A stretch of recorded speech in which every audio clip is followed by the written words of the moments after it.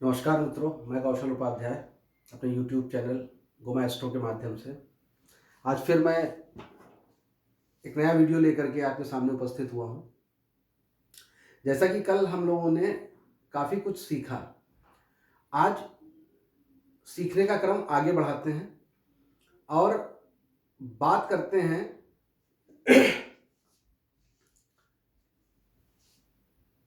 भाव की। कौन कौन से भाव का क्या क्या नाम है। तो सर्वप्रथम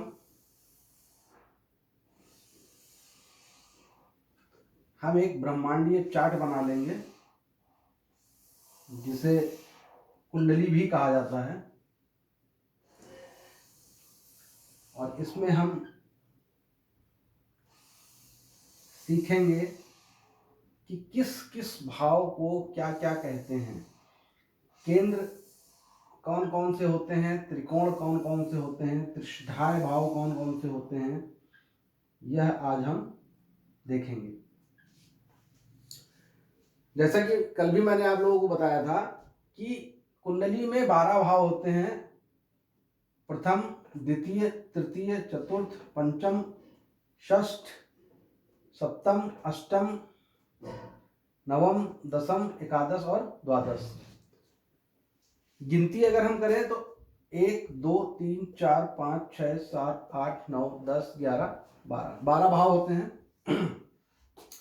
जिसमें अगर हम काल पुरुष की कुंडली बनाते हैं तो 1 2 3 4 5 6 7 8 9 10 11 12, यह 12 भाव है। अब हम बात करते हैं, साथ में मेरे लिखते चलिएगा, ठीक है। आप लोगों को बार बार बताने की आवश्यकता तो है नहीं। सर्वप्रथम हम बात करते हैं केंद्र की। केंद्र को शुभ कहा गया है। अगर हम यहां पर लिख दें केंद्र, केंद्र,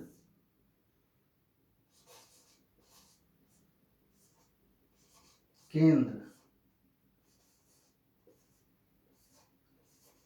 केंद्र, तो कुंडली में 4 केंद्र होते हैं, जिसमें हम अगर अंकों की बात करें तो 1 4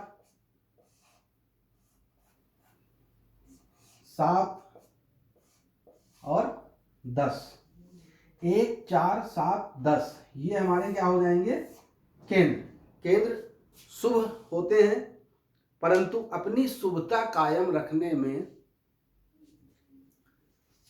सक्षम नहीं होते हैं। कहने का मतलब यह है, इसको आप लिख लीजिएगा, नोट कर लीजिएगा, ये मैं बाद में बताऊंगा कि केंद्र अपनी शुभता कायम रखने में सक्षम क्यों नहीं होते हैं। इनको शुभ ही कहा गया है। केंद्र लिख लीजिए। उसके बाद हम बात करते हैं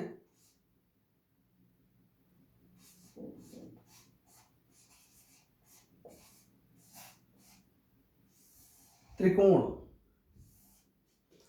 त्रिकोण की जब हम बात करेंगे तो उसमें यहां मतलब प्रथम स्थान जो है, इसको हम लोग कहते हैं, प्रथम भाव को हम लोग कहते हैं मूल त्रिकोण। मूल त्रिकोण प्रथम भाव जो है, लग्न जिसे कहते हैं, ये केंद्र में भी आता है और यह त्रिकोण में भी आता है। तो प्रथम भाव को मूल त्रिकोण कहा जाता है। प्रथम भाव, पंचम भाव, पंचम भाव और नवम भाव, और पंचम भाव और नवम भाव यह जो होते हैं, यह, इसको मैं यहां लिख दे रहा हूं, योगकारी। इसको आप लोग नोट कर लीजिएगा, योगकारी।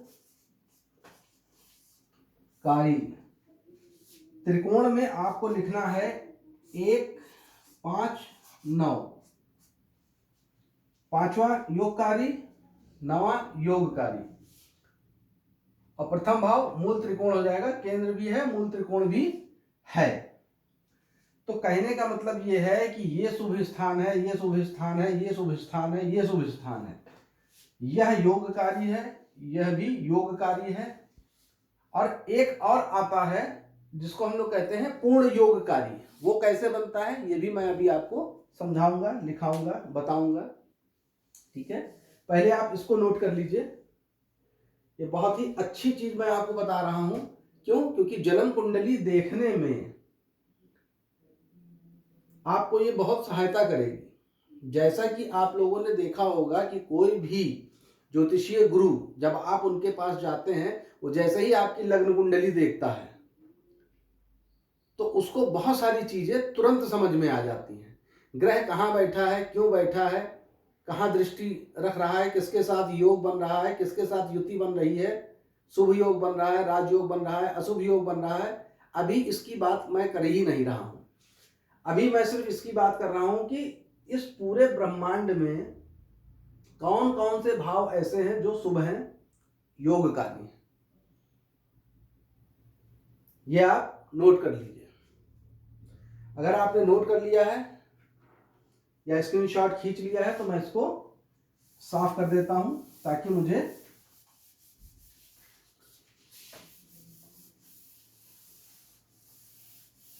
और भी चीजें आपको बताने में आसानी हो जाए। लिखने की जगह कम हो रही थी तो मैं यह ब्रह्मांड का जो चार्ट है मैं थोड़ा सा इधर बना देता हूं। अब ये चार्ट इधर बन जाएगा तो मुझे वहां पर लिखने की जगह मिल जाएगी।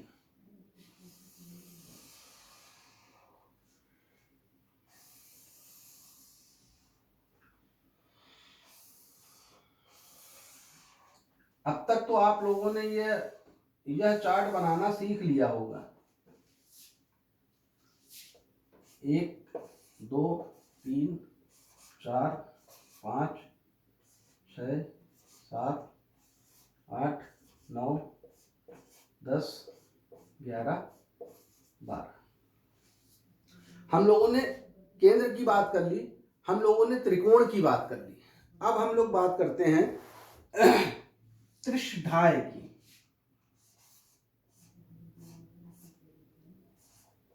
त्रिशधाय,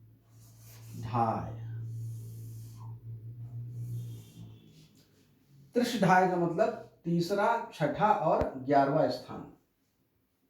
11वें स्थान को एकादश भी कहते हैं, आय भाव भी कहा जाता है। लाभ, जहां पे लाभ होता है आय भाव भी कहते हैं। तो हम ये कह सकते हैं कि तीसरा, छठा और 11वां भाव, तीसरा, छठा और 11वां भाव जो है ये बहुत ही कठोर भाव कह लीजिए। क्यों? क्योंकि यहां पर जब भी कोई ग्रह बैठता है या फिर किसी मतलब जैसे अब यहाँ पर तीसरी राशि है, अब तीसरी राशि और छठी राशि दोनों का स्वामी एक हो गया बुध। तो मेष लग्न में बुध जो है वो क्या करेंगे, बहुत परिश्रम करवाएंगे। क्यों? क्योंकि ये पराक्रम का भाव है, पराक्रम है, बल है, आपका बाहुबल। यहां से बाह भी देखी जाती है, भाई भी देखा जाता है, बाहुबल भी देखा जाता है। तो यहाँ पे क्या है, अगर पराक्रम भाव का कोई स्वामी है तो वो आपसे पराक्रम कराएगा। उसकी स्थिति कैसी है इस पर डिपेंड करेगा, परंतु फिर भी ये समझ लीजिए कि तीसरे, छठे और 11वां घर ये जो है ये त्रिशधाय में आता है। बहुत अच्छा नहीं कहेंगे, है ना। अब हम बात कर लेते हैं मारक स्थान की। मारक, तो मारक स्थान जो है वो हमारा 2nd हाउस और 7th हाउस होता है। यहां पर 2nd and 7 लिख लीजिए। मारक शब्द से ही पता चल जाता है कि ये बहुत कष्ट देने वाला स्थान है। अच्छा, ये अगर आपने लिख लिया हो तो मैं इसको थोड़ा सा साफ कर देता हूं। मेरे साथ में लिखते हुए चलिए। अगर आप मेरे साथ में लिखते हुए चलेंगे तो आपको बहुत ही आसानी हो जाएगी। मैं मार्कर चेंज कर रहा हूं, मुझे लग रहा है कि ये थोड़ा सा हल्का लिख रहा है। अब हम बात कर लेते हैं दुख स्थान की। हाँ, ये थोड़ा गाढ़ा लिख रहा है। अब हम बात कर लेते हैं दुख स्थान की। अब दुख स्थान कौन से हैं? दुख स्थान है 6, 8 और 12। इनको देख लीजिएगा, 6, 8 एवं 12। 6, 8, 12 के स्वामी मैंने आपको लिखाया था। कारक ग्रह जो है, सॉरी स्वामी नहीं, कारक ग्रह जो है वह शनि होता है तीनों भाव का। छठे का मंगल भी होता है ना, यहां पर राहु भी होता है कारक, परंतु 6, 8, 12 इस घर का कारक ग्रह जो है वह मूलतः हम शनि को मानते हैं, और यह दुख स्थान है। मतलब किसी भी जातक की कुंडली अगर हम देख रहे हैं तो उसका दुख हम 6, 8, 12 भाव से देखेंगे। अगर ये आपको समझ में आ गया हो तो मैं इसको साफ कर देता हूं और अगले टॉपिक की तरफ हम लोग बढ़ते हैं।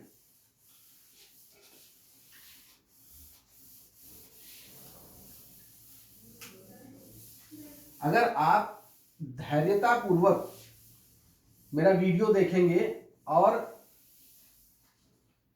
क्रम से वीडियो देखते जाएंगे तो आपको ये पता चलेगा कि धीरे धीरे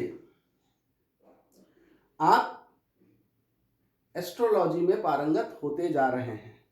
आपका एस्ट्रोलॉजी में ज्ञान बढ़ता जा रहा है।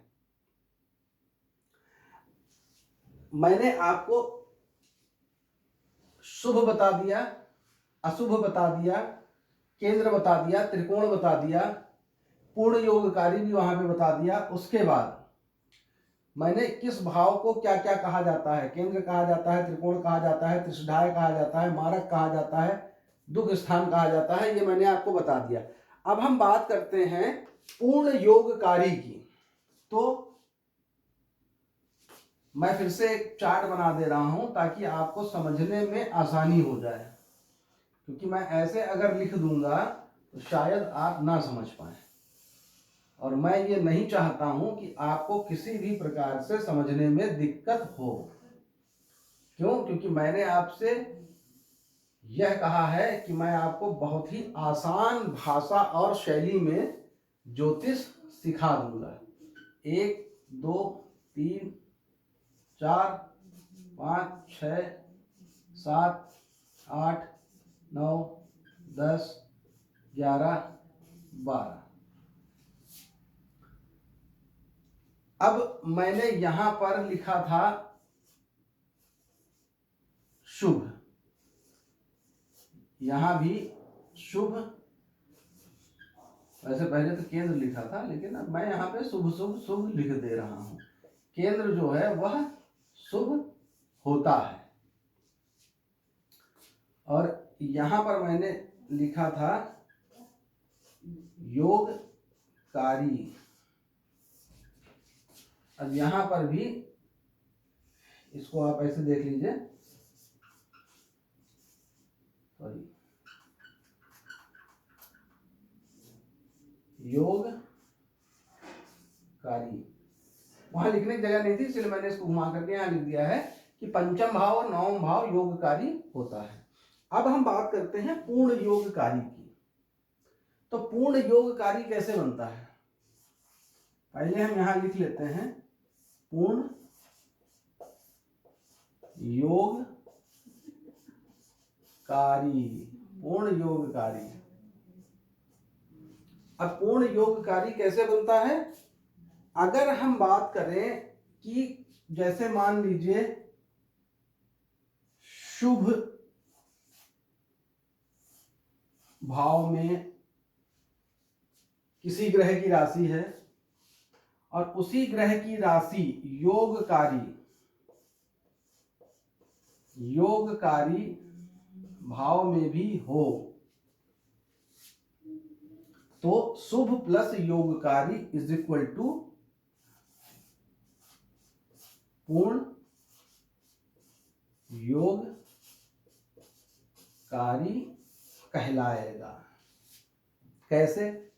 अब अगर हम यहां पर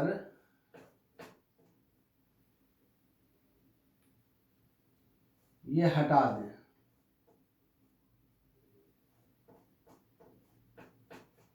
अगर हम यहां से ये राशियां हटा दें, और राशियां मैं आपको बता देता हूं,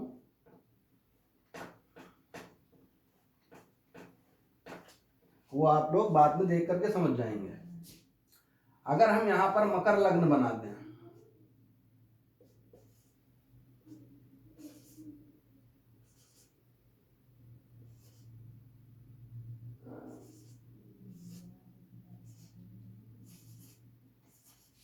अब हमने यहां पर मकर लग्न बना दिया है, तो मकर लग्न में आप देखिए कि कोई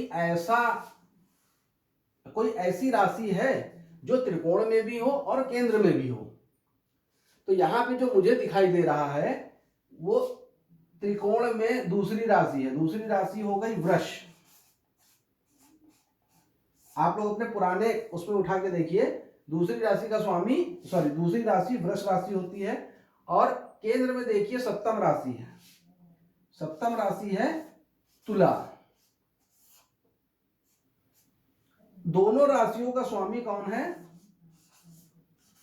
शुक्र। मतलब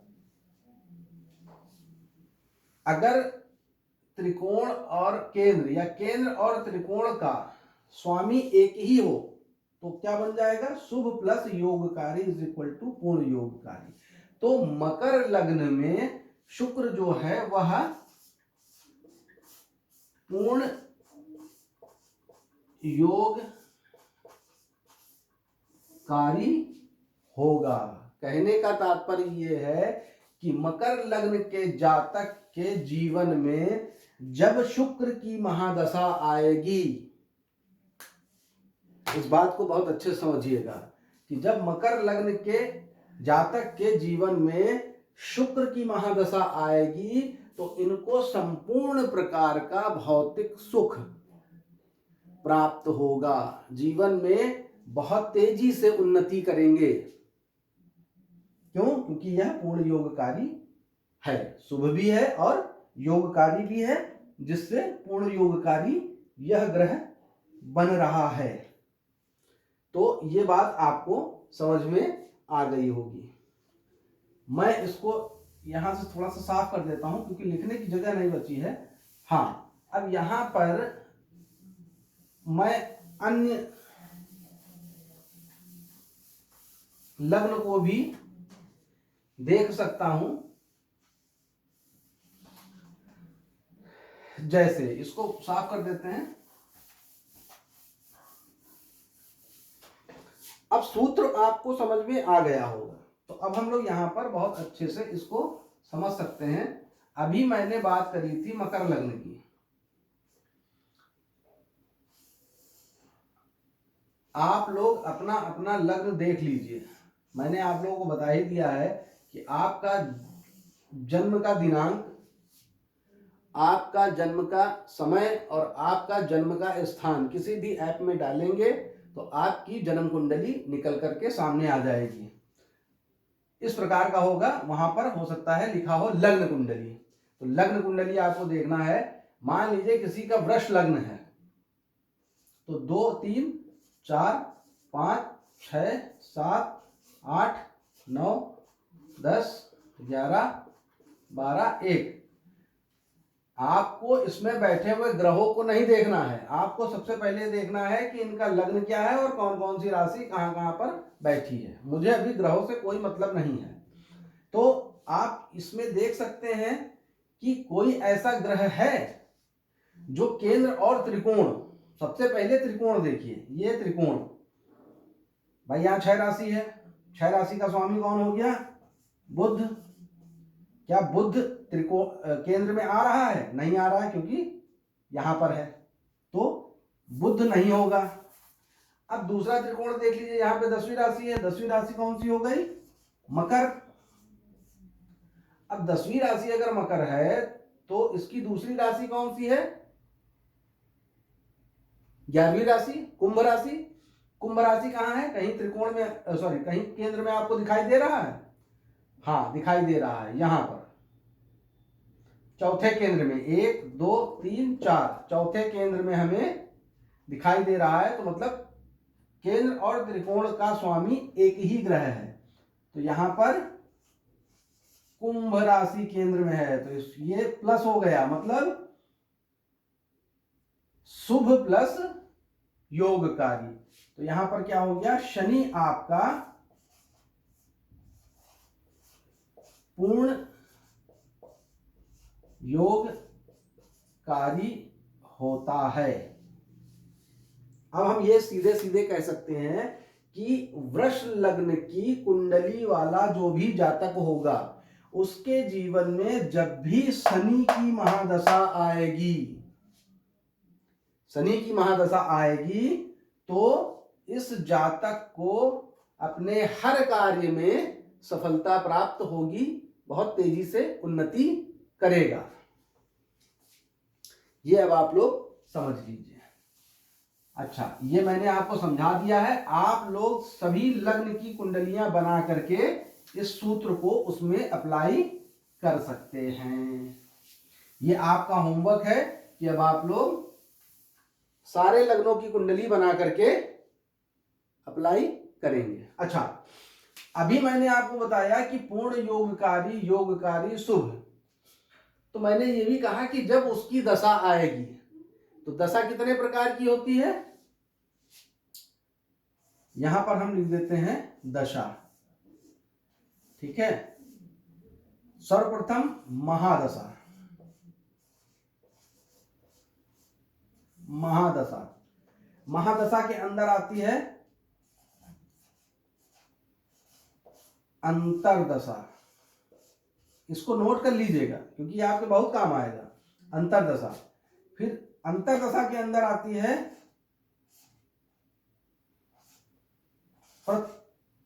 प्रत्यंतर,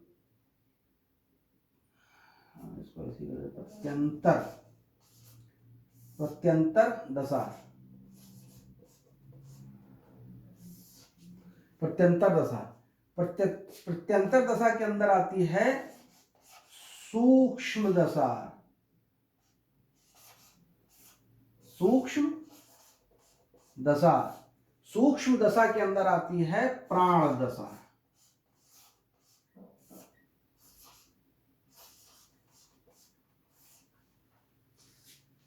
महादशा, अंतरदशा, प्रत्यंतर दशा, सूक्ष्म दशा, प्राण दशा, इन दशाओं का प्रयोग ज्योतिषाचार्य लोग भविष्यवाणी करने में करते हैं।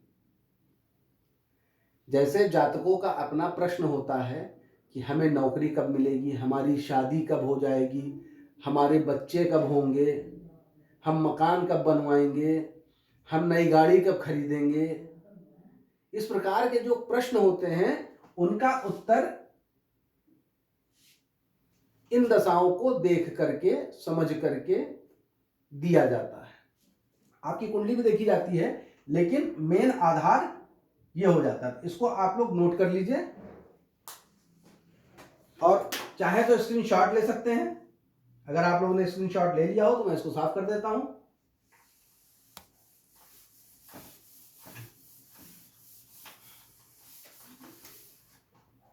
मैंने कल आप लोगों को क्रम से नवग्रहों के नाम लिखाए थे। मैंने कहा था कि मैं एक सूत्र भी आपको बताऊंगा, तो वो सूत्र मैं आज आपको लिखवा दे रहा हूं। आ चम भौ रा जी श बु के सु। इसको आप नोट कर लीजिए। महादशा ऐसे ही चलती है। जब भी आपको महादशा देखनी होगी तो महादशा ऐसे ही चलेगी, मतलब आ चम भौ रा जी स बु के सु। आ मीन्स आदित्य, आदित्य को हम लिख सकते हैं सूर्य। चम मीन्स चंद्रमा, तो इसको हम लिख सकते हैं चंद्रमा। भौ, भौ मीन्स भौम, भूमिपुत्र, मंगल, इनको हम लिख सकते हैं मंगल। रा, राहु।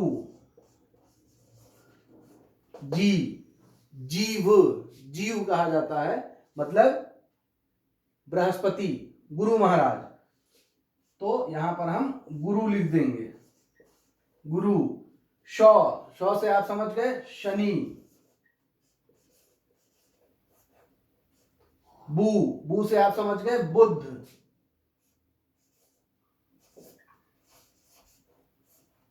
यहां जगह कम बची है तो मैं इसको ऐसे करके यहां पर लिख दे रहा हूं केतु, कौ से मतलब के से, और सु से लास्ट में शुक्र। इसको आप चार्ट बना लीजिए और इसको याद कर लीजिए, कभी भी आपको महादशा देखने में कोई दिक्कत नहीं आएगी। अगर मान लीजिए किसी की कुंडली आपने देखी, आपको पता चला कि भाव मतलब मंगल की दशा चल रही, तो मंगल की दशा के बाद आपको याद रहेगा, आप जब ये सूत्र याद करेंगे आ चम भव, भव के बाद रा, मतलब मंगल खत्म होगा फिर राहु की महादशा स्टार्ट हो जाएगी। यही चीज आपके महादशा, अंतरदशा, प्रत्यंतर दशा, सूक्ष्म दशा, प्राण दशा में ये आपका यूज होगा, और इसी तरीके से आपको नवग्रह भी याद हो जाएंगे। सूर्य, चंद्रमा, मंगल, राहु, गुरु, शनि, बुध, केतु, शुक्र। बहुत आसान तरीका है, आपको सिर्फ ये सूत्र याद होना चाहिए, आ चम भव राजी सबु के सु। तो मुझे लगता है कि अगर आप अच्छे से इसको नोट बना लें और एक बार इसको रिवाइज करें, प्रैक्टिस करें, तो जल्दी से जल्दी ही आप अपनी कुंडली देखना सीख जाएंगे। अगर आपके अंदर थोड़ा सा भी लगन है तो मुझे लगता है कि आप अपनी कुंडली देखना शुरू कर चुके होंगे, और मेरे लिए ये बहुत अच्छा रहेगा और आपके लिए भी ये बहुत अच्छा रहेगा कि आप लोग जल्दी से जल्दी अपनी कुंडली देखना शुरू कर दीजिए। अब आज के लिए इतना ही। मैं आप लोगों से इजाजत चाहूंगा, अपनी वाणी को विराम देते हुए। नमस्कार, आपका दिन शुभ हो।